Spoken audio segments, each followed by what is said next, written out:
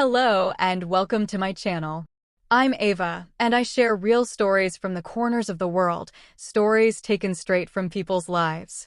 I hope tonight you'll enjoy the new story with me. Please don't forget to like before we begin. Let's dive into tonight's story. I was standing in the corner, the sunlight from the village sky hitting my face. Every wall of our house was covered with black flags, and the sound of mourning filled the air. I stood there watching. I was too young to even understand how to grieve the loss of my parents. One of the boys from our relatives came and stood beside me. With curiosity and boldness, he said, "Do you know what happened? Do you know that the oil heater caused your parents, your sister, and your brothers to die? None of them are alive anymore." I turned my big hazel eyes toward our house again, staring at the black flags. Then I looked back at him, his curious eyes fixed on me, and I asked quietly, "So even my brother is gone? What about my sister Sarah? What about my mom and dad?" He shook his head and said, "No, none of them survived." Why did he have to carve that reality into my mind? What did he gain from it? With fear and trembling, I whispered, "You're lying." He grabbed my wrist and turned me toward the white and black cloths draped over the bodies. Leaning close to my ear, he whispered, "Look at them. Those are your parents and your sister. They're all lying there." I didn't dare go closer. I didn't dare lift those cloths. I stood still, without tears, without screams, without even feeling alive. Everything always happened inside me. And that day, the biggest tragedy of my life left me frozen in silence, only watching. All of our relatives were there. I searched for my mother with my eyes, not ready to believe it. I went into the rooms, into the storage shed. Holding onto the iron bars, I pressed my head against them and cried out, "Mom, are you there? Mom, come out. The house is full of guests. They're lying if they say they'll take you to the cemetery. Come out and show them." But my mother never came. I touched the locked door, then ran to the barn. My father wasn't there either.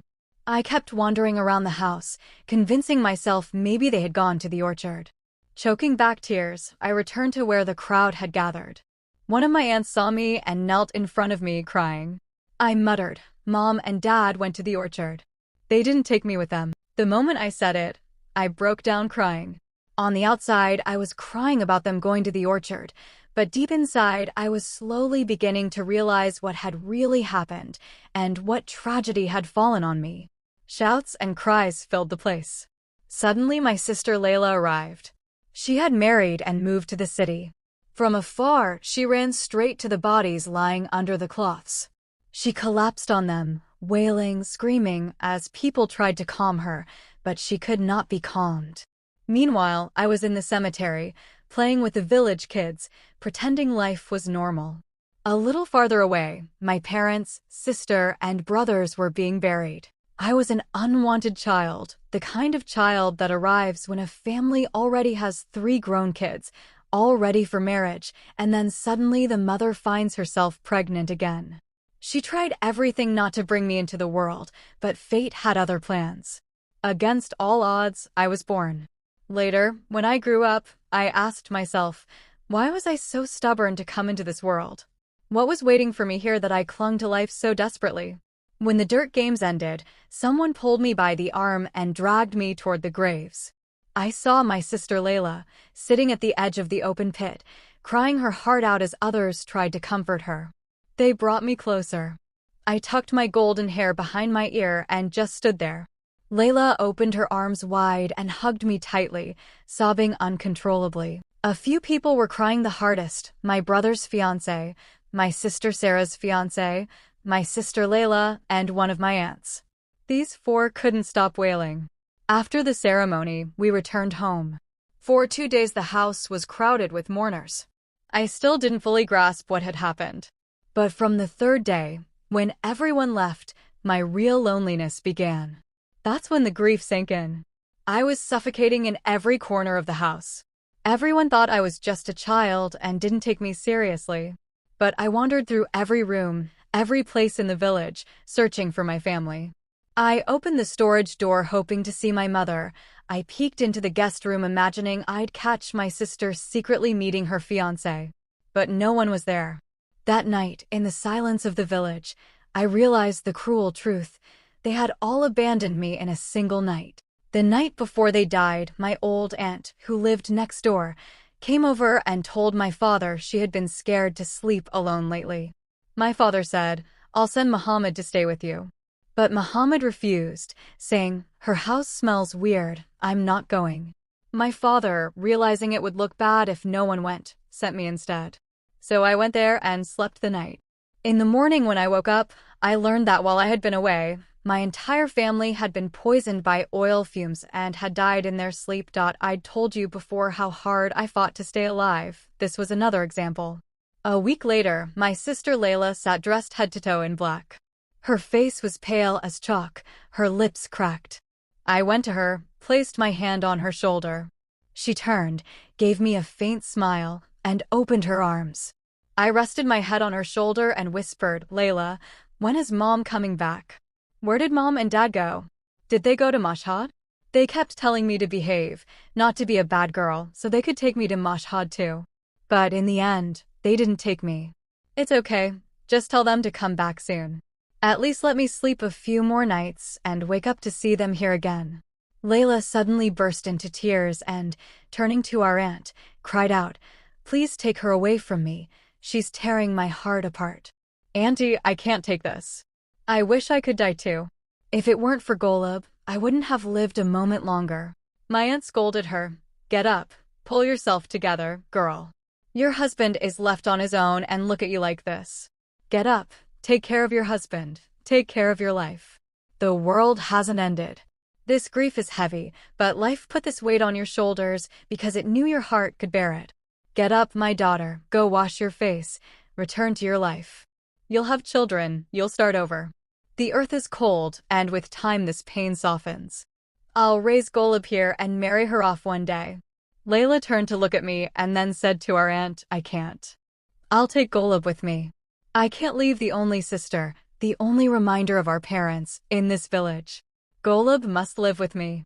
If Mohsen wants me, he has to accept this. If not, he can divorce me and leave. My priority now is my sister." My aunt snapped, "You don't get to decide. Is Mohsen supposed to raise your sister? She stays here. I'll raise her. You go live your life." But Layla insisted. And Mohsen, far from being angry, looked Layla straight in the eye and said firmly, "How else should it be?" And so, on a cold autumn day in the dry, bleak village cemetery, I stood there. I wore velvet shoes and a boy's shirt and pants, clothes once belonging to a village boy, given to my mother for me. Quietly, I stared at the graves. By then I fully understood what had happened to me and what tragedy had struck my life. After the farewell that Layla couldn't let go of, we got into the car and set off toward the city. I had been to Layla's home in the city a few times before, but the thought of living there permanently filled me with a strange excitement. I sat in the back seat, staring out at the world passing by. Layla, weary, sat in front. Her husband stopped to buy us snacks. Layla didn't touch hers, but I began eating and laughing with Mohsen. I quickly warmed up to him. Our playful bond began right there in the car. When we reached their home, a small, cozy place, I realized they had moved, separating from his mother's house. Layla was incredibly kind but cold and withdrawn. The grief sitting on her heart had drained her warmth. She had little strength left for life. In the mornings she'd wake up, make breakfast for me and Mohsen, send him off to work, tidy the house, cook, then sit for hours praying and crying for her lost family. Layla had no one. She was lonely. But I had Layla and Mohsen, so I didn't feel as lost. At night when Mohsen came home, he'd take my hand and we'd go to the park. Mohsen was young then, the same age as Layla. He had already done his military service. During those 2 years of service, Layla had lived with her in-laws. One night he and I went to the park together. He wore a black leather jacket. A boy there was arguing, saying the slide belonged to him alone.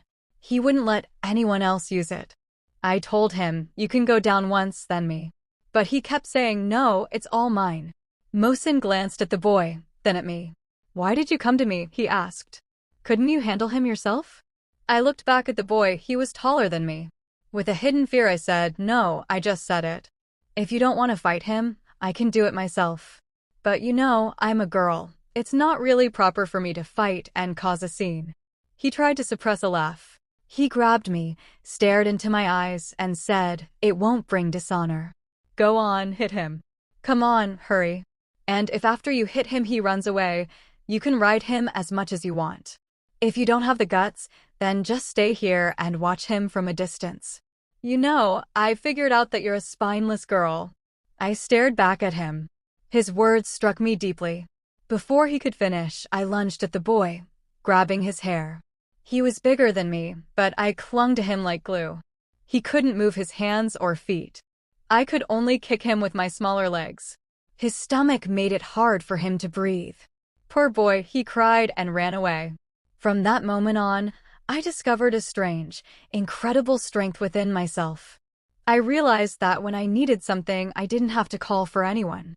I could handle it on my own. Within a month, I had become the tough kid of the park. Everyone respected me.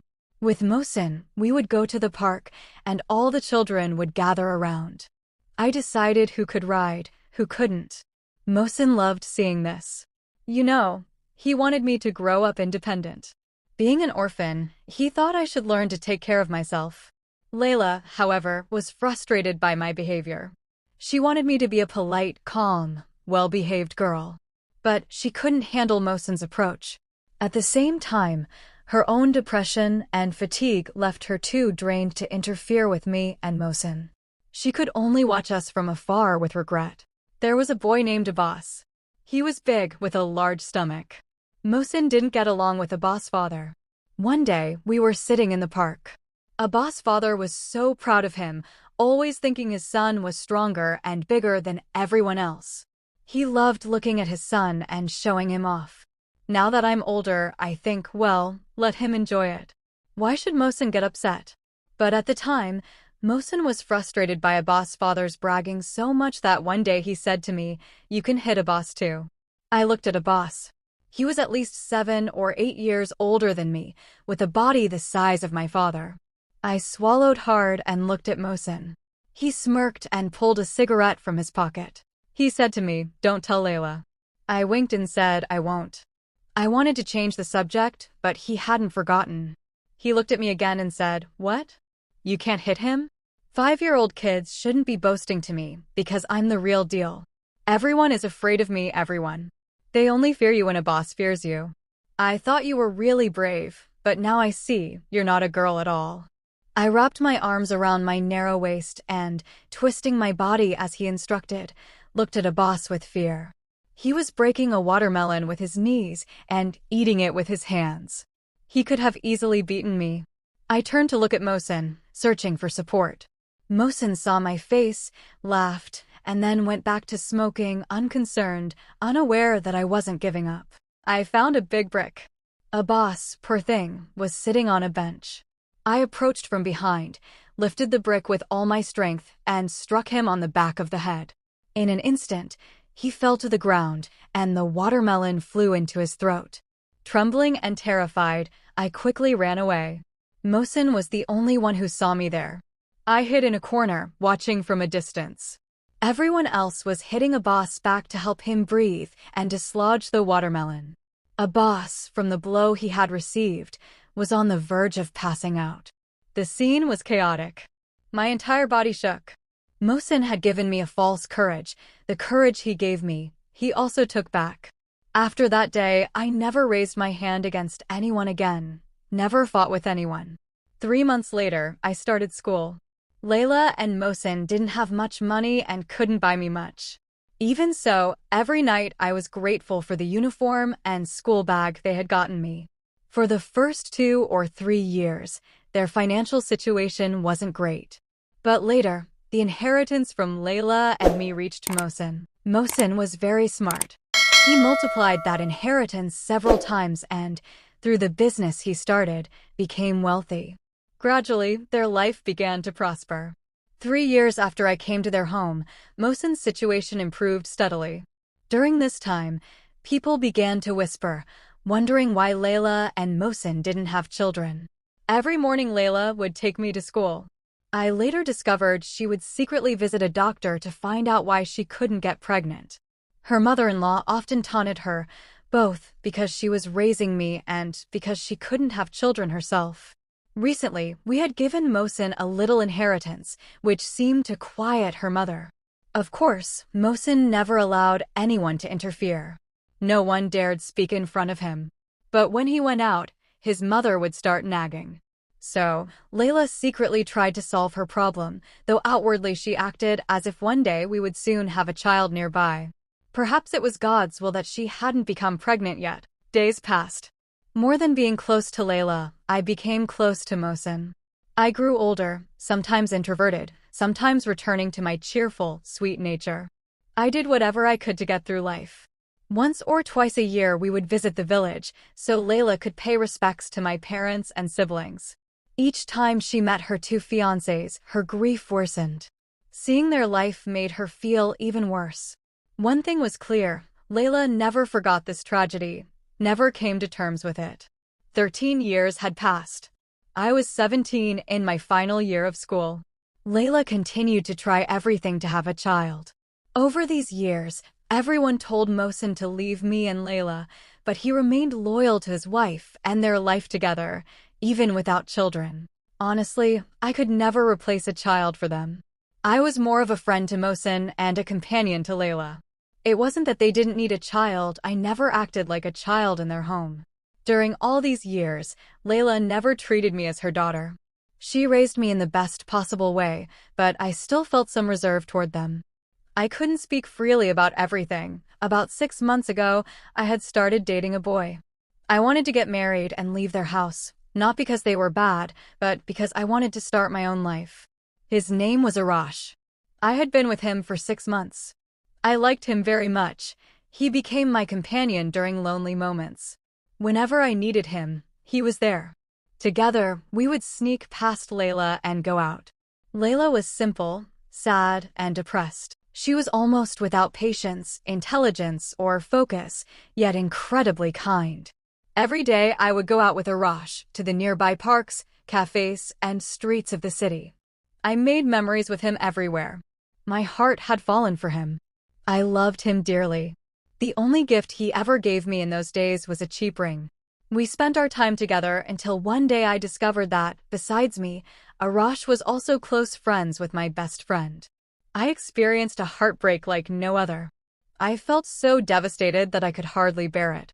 When I realized Arash was friends with my closest friend, I ran home crying. Luckily, Layla wasn't there to see me in that state. I threw myself into my room and cried bitterly. My whole being felt like it was shattering. I trembled, letting only tears fall. Suddenly, the door opened. With wide, tear-filled eyes, I saw Mohsin enter. He looked at me in surprise. After a few moments, his frown softened, and he asked, "What happened? What's wrong?" I looked at him a little and lied, "It's nothing, just a little stomachache." He closed the door, sat next to me on the floor, and said, "You're crying this much over a stomachache? I don't know you. You, who grew up with me, what happened to you?" My whole being was broken. I sobbed uncontrollably. I hesitated to tell him anything. If Layla were there, I would never have told her. But with Mohsin, I could open up. He understood me more easily and didn't make everything complicated. Through tears, I confided in him. I said, "Uncle Mohsin, it's nothing, just my heart is broken.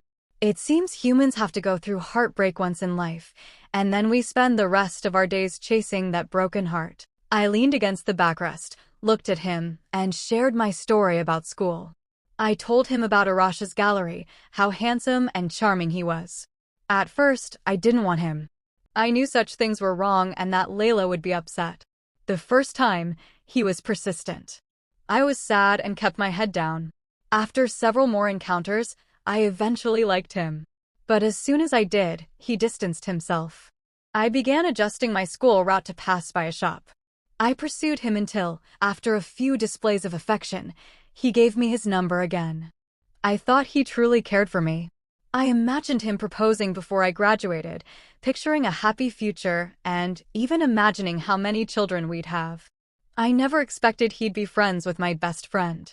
You know, sometimes people being good can cause problems. Mohsin was too good.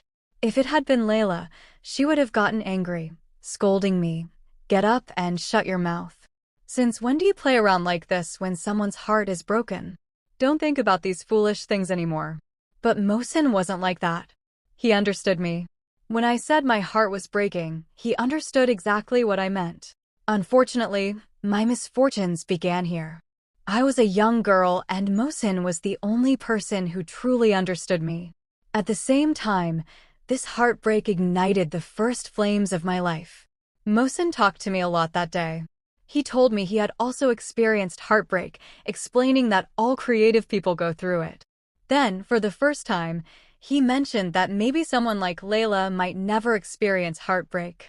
Through my tears, I asked how that could be cold and unfeeling, unable to love anyone easily. I thought he was being unfair. Layla loved Mohsin immensely. I didn't push the discussion further. He spoke to me a little more, then got up and left.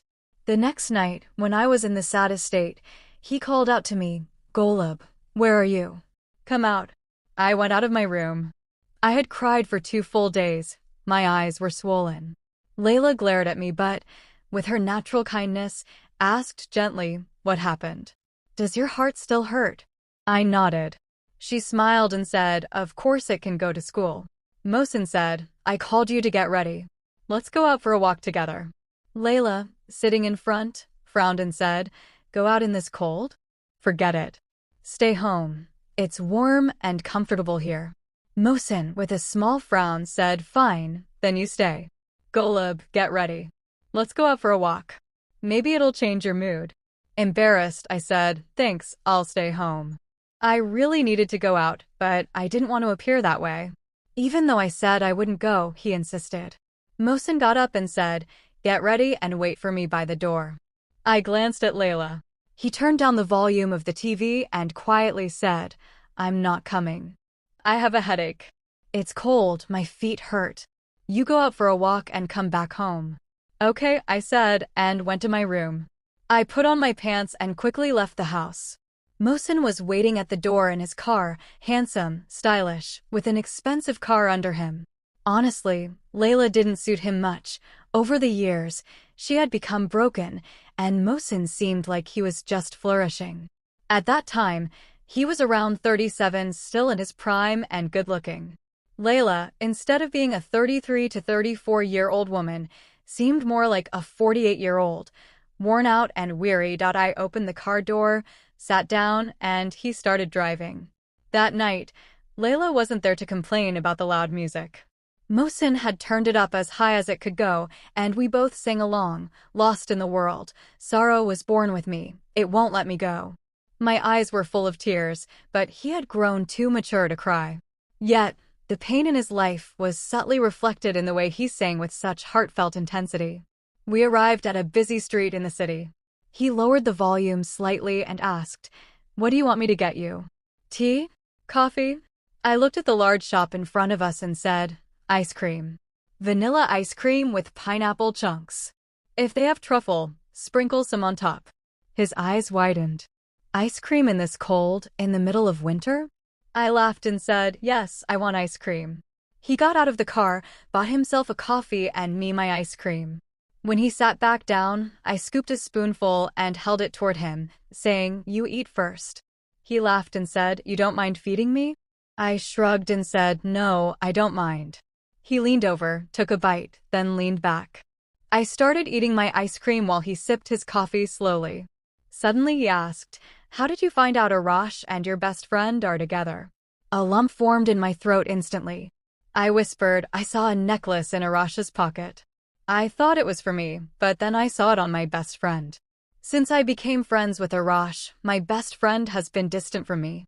Whenever she came close, he was trying to lower my confidence. When I saw him with my friend, I had no doubt they were together." He frowned and said, "Arash hasn't called you, has he?" I replied sadly. I turned my phone off. He nodded and said, "Okay. But before you turned it off, did you tell him what you saw?"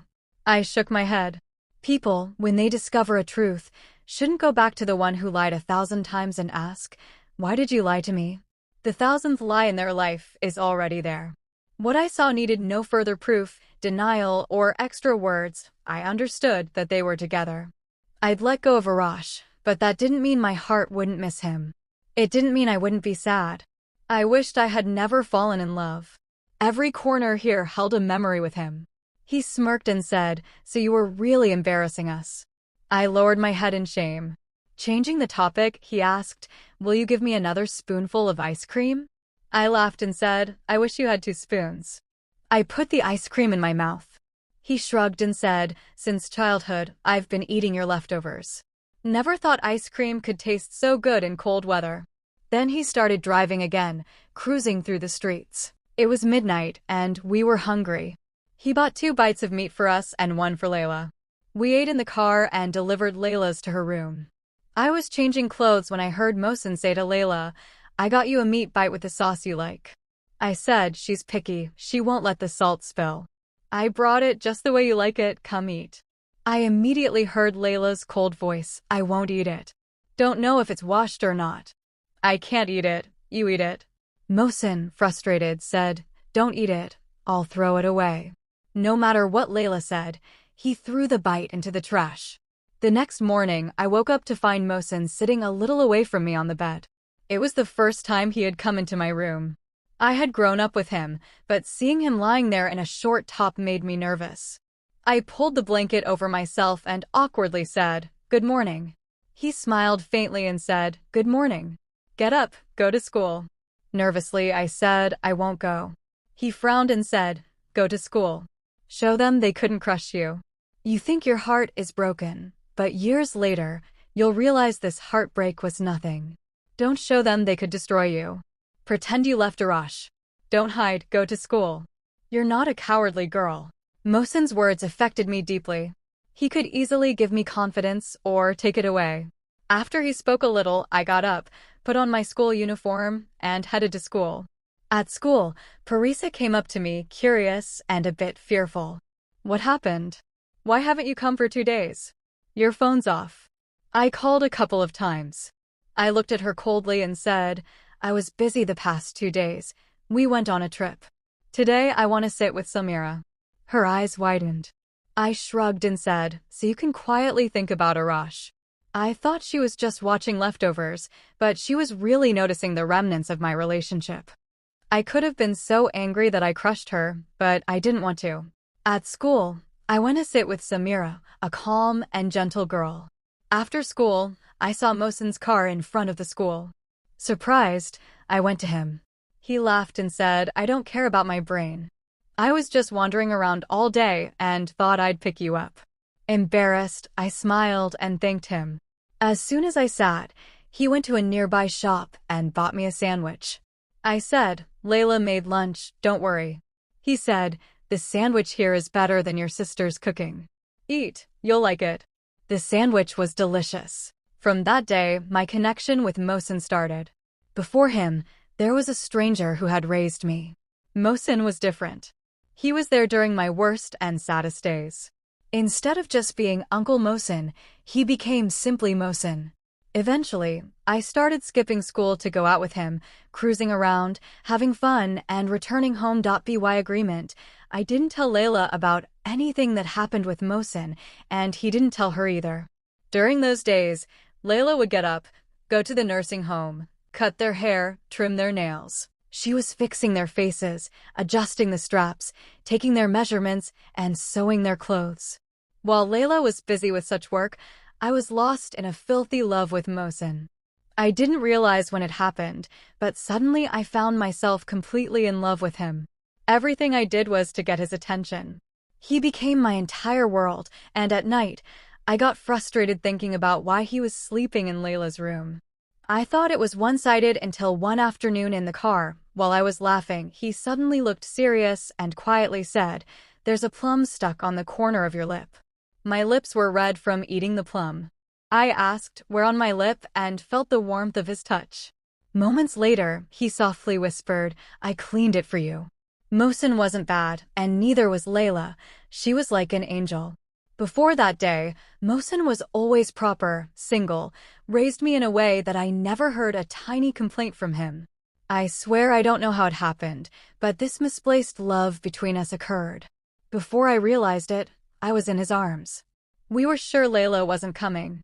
In a blink, we had reached that point. I didn't know how many times I'd been in this situation, but I knew I had already climaxed. He started tickling me. I quietly said, "Don't, Mohsen." Just then, the secretary called. I hated that woman calling him so much. He laughed and calmly said, "I'll fire her tomorrow and hire a man." Good, right? Do you like that? Everything in life, everything in me, changed because of him. I felt like I would live depressed forever, but he gave me heaven and this world. Whatever I wanted, it became his rule in my life. I smiled, threw myself onto him, and we started joking around, without thinking about Layla being alone. Layla had lost her family. She only had me and Mohsen, and even we didn't have her. Without thinking of the loneliest person on earth, I was making love with her husband. It was the last days of exams. I didn't want to take them at all. Mohsen didn't pressure me to study like before. Every time I skipped, he didn't question me. We had gone everywhere together, and once we decided to make an excuse to travel up north. But we both had a guilty conscience for leaving Layla alone. That day, I had a math exam. I got up and went to school. When I entered the classroom, the math teacher frowned and said, "I was counting on you for the Olympiad. Not showing up in class, sit down and take the exam right now. If you fail, shame on you." I didn't care about her words or Parisa's curious eyes. From that day, I stopped turning my phone on. Mohsen would pick me up and take me to school. Arash never showed up in my way. Later, I learned Mohsen had confronted and threatened him not to appear in my path. I took the math exam in the worst possible way. The teacher didn't give in. She separated my paper from the stack and began correcting it. Angrily, she said the principal needed to be called. They started asking why I hadn't been coming to school. They told Mohsen, and I was out with him, so I was calm but didn't show it. I lowered my head. Suddenly, I felt dizzy and fell to the floor. I hadn't eaten since morning, and the two women were driving me crazy. At that moment, I saw Layla coming up the stairs. Apparently, someone had called her about why I wasn't at school. Worried, she came. When she saw me fainted on the floor, she ignored everyone and got me to the hospital. She took a taxi with me and got me to a room for examination. I was still in my school uniform. Suddenly, the doctor, adjusting her glasses on the tip of her nose, asked, "Does this girl have a husband?" Layla looked at me, then shook her head and said, "No, she's single." My heart shattered. I was terrified that they'd realize I wasn't a virgin. Meanwhile, the doctor, from the pulse in my wrist, realized I was pregnant. I was so naive that I hadn't even considered that I could be pregnant, especially since I hadn't had my period for a month. They sent me for an ultrasound right there and discovered I was pregnant. Layla was frozen, looking at me silently, neither screaming, crying, nor saying a word, just watching me with the tears I was shedding. She was looking at the disaster of her life. For a moment, she calmed down and said softly, "Golab, I lived because of you. I survived because of you. I was happy that at least I had you as a sister. How could your heart let you do this to me? What should I tell my mother-in-law and the others now? What should I tell our parents in the afterlife? What came out of the one I raised? Why did you shame me like this, daughter? I wish I had died and never seen this day." My crying intensified. If she had known the truth, she would have realized how lucky she had been to be standing where she was at that moment. Through my tears, she brought me home. Gradually, it seemed she was coming out of shock, restless, pacing around the house. "What happened? Tell me, who's the father? I'll talk to him. Let him come for the proposal." I didn't say anything, just cried. Angry, she slapped me hard across the ear, then again demanded, "Tell me, who's the father?" I remained silent. She searched for my phone, found it, and through tears said, "It's been off for months. Since before the new year. 5 months." Ignoring my words, she turned it on and went outside.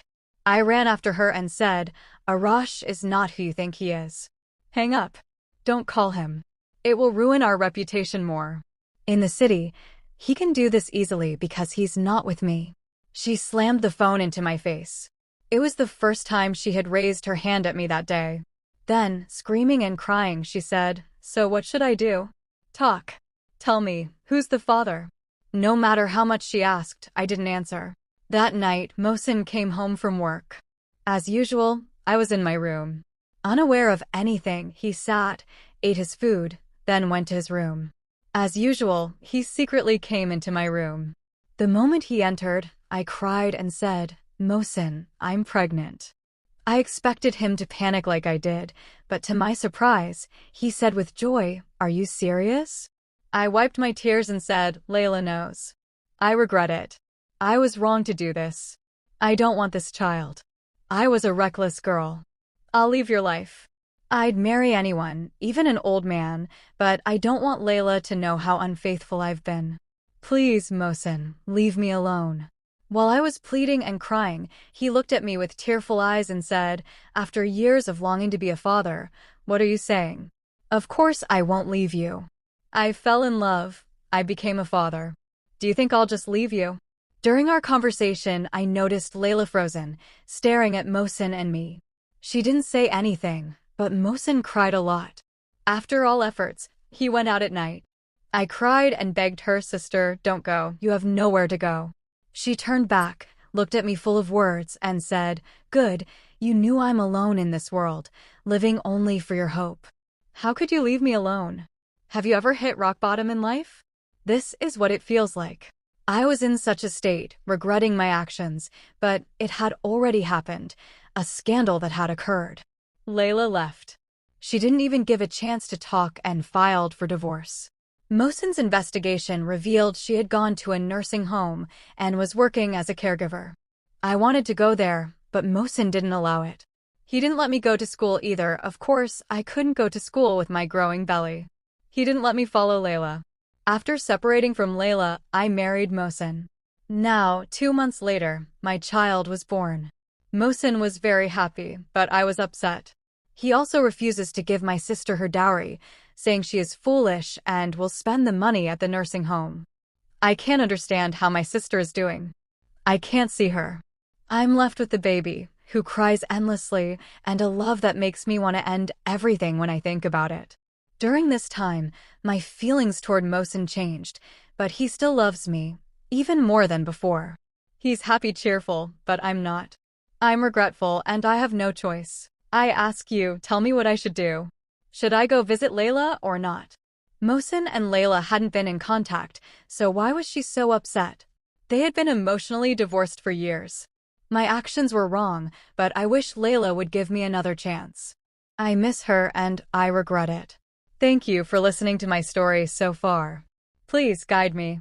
Also, if you enjoyed tonight's story, don't forget to support me. Leave a comment and give a like for more energy, so we can share another story another night. Goodbye.